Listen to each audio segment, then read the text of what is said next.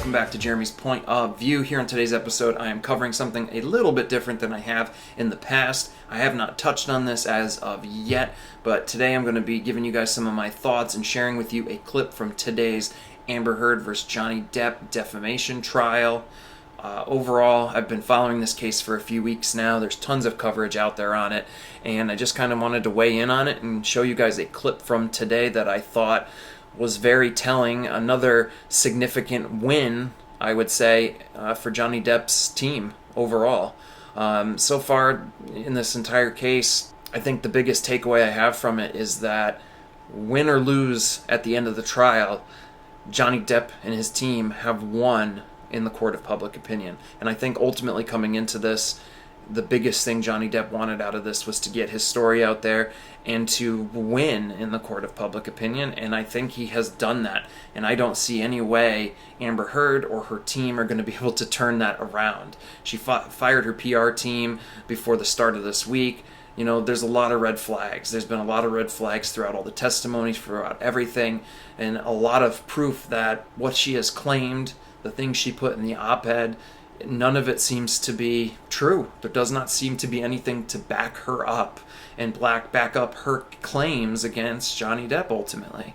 So the clip I wanted to show you guys from today is in regards to a witness that Amber Heard's team called onto the stand. This is a Dr. Dawn Hughes. And if you guys saw that clip, awesome. This clip I'm sharing with you is actually going to be the cross-examination done by Johnny Depp's team. And ultimately, by the end of this clip, you will see Johnny Depp's team absolutely destroys Dr. Dawn Hughes and proves to me and proves to many just how biased her testimony was. So let's go ahead and dive into the clip. All right, cross-examination. Thank you, Your Honor. Good morning, Dr. Hughes. I'm Wayne Dennis, and we haven't met before. No, good morning. Good morning. You testified yesterday that you have to give careful attention to gendered stereotypes, correct? That is correct. When you're talking about intimate partner violence, you have to pay attention to gendered stereotypes. And during your testimony, you in fact paid attention to gendered stereotypes, correct? I'm not sure what you mean. Well, you said we were going to have to pay attention to gendered stereotypes, and then you testified at length where you referenced both men and women. You paid attention to those stereotypes during the course of your testimony, correct? What I was saying was you have to pay attention to gendered stereotypes when you're conducting these evaluations. You can't assume all the time that the male is the perpetrator and the female is the victim. You have to go into the evaluation understanding that the male also could be the victim of intimate partner violence. In fact, you're aware that there are large-scale studies that do say that IPV towards males does exist. Of course. Okay. And every time you referred to the characteristic of a victim of intimate partner violence yesterday, you used the pronouns she or her, didn't you? I was using the she and her pronouns in this case because my determination was, as I stated, that Ms. Heard was the victim of intimate partner violence. That is why I was using the she, her pronouns. You, in fact, said women gets into the relationship for all the right reasons. That's what you said. The woman gets into the relationship for all the right reasons. And then you say difficult for victim to extricate herself. You go on to say that she can and she should. Over and over you use she, right? I believe in this case I did because I was referencing this case where I found Ms. Heard to be the victim of intimate partner violence. It doesn't mean that men don't get into the relationships for all the right reasons too. I believe they do.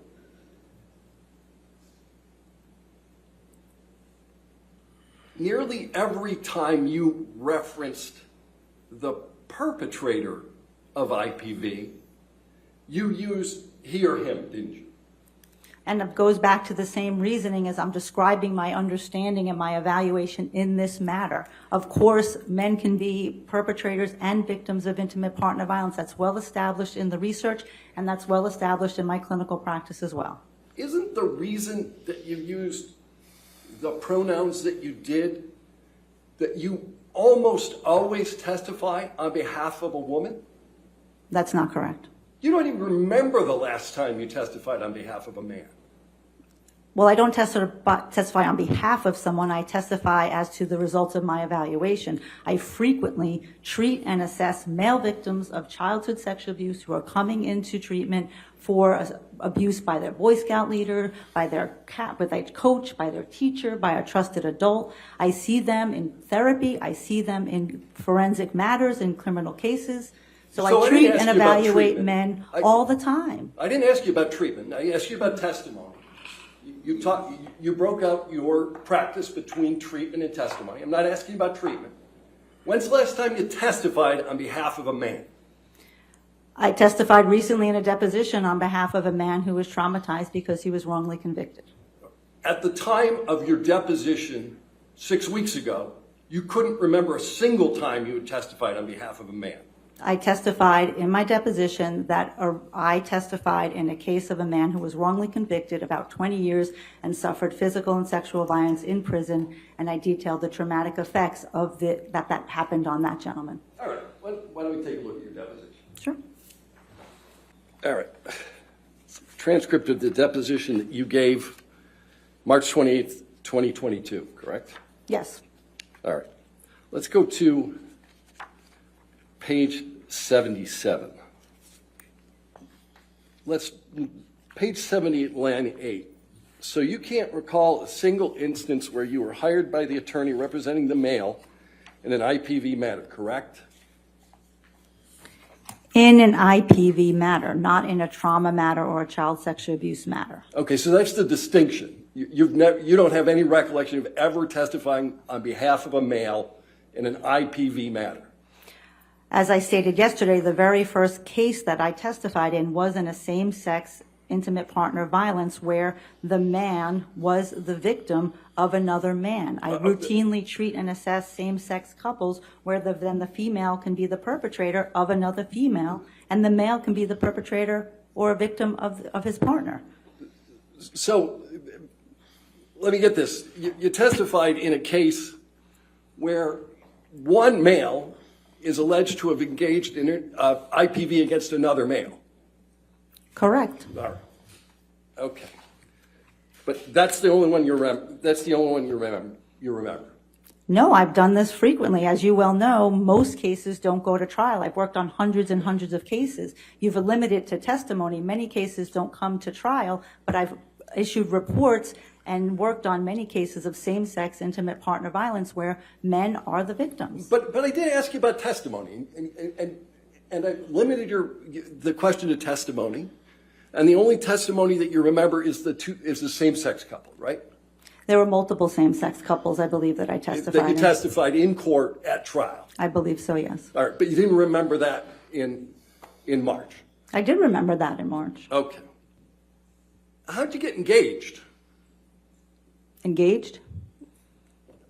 How'd you get hired to do this work? I was contacted by the legal team. All right, were you interviewed by her legal team as to whether you were going to testify here? I was not. You were not interviewed. I was not. You were contacted. Correct. Had you worked with that legal team before? I had. Yeah. So they already knew who you were, right? Correct. Right. And at any time that you were working with Ms. Hurd or assessing Ms. Hurd, she could have chose to fire you, correct? I suppose her legal team could have chose to fire her. I was not her. She is not my client. The legal team is the one who hires me. I am responsible to the legal team, not Ms. Hurd. And the legal team that hired you already knew who you were because you worked together previously. And clearly they knew of my expertise in this area of intimate partner violence and traumatic stress, which is why they contacted me to work on this matter. You talked to Ms. Hurd for, approximately 30 hours, right? Correct. How long have you spent with Mr. Depp? I did not spend any time with Mr. Depp. It was my understanding that he did not sit for a psychological evaluation. Right. In fact, you never met Mr. Depp, have you? I have not. But you purport to be able to assess the relationship between Mr. Depp and Ms. Hurd? But I also read Mr. Depp's transcripts of his testimony. I watched his deposition testimony. I reviewed his medical records. I reviewed his text messages. So it's not necessarily totally blind. I did have information, although I'm not making a conclusion about Mr. Depp himself.